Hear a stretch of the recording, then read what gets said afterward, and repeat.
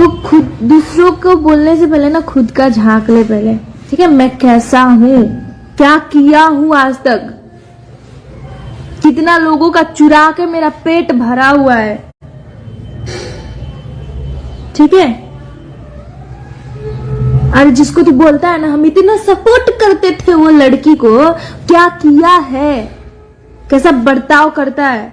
बहन तो हूं मैं, बहन का रिश्ता तो बनाया हुआ है, पर मुंह जो तुम्हारा है ना बोलने का, ये कितना भगवान अच्छा तुम्हारा संस्कार दिए हुए है, ठीक है।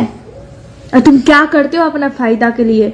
खुद का कोई कहीं रिश्ता खराब है तो सोमे वहां का मत करो। क्यों, तुम देगा उतना, तुम दोगे, बताओ। हम नहीं करेंगे। मेरा फैमिली नहीं है, मैं अंबानी की फैमिली से हूं कि बैठ के खाऊंगी तो जिंदगी भर मेरा फैमिली चल जाएगा।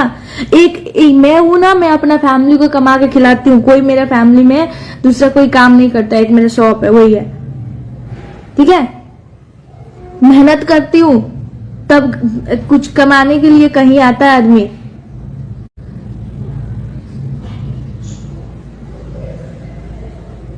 क्या तुम लोग को क्या प्रॉब्लम है, हमसे बताओ जरा।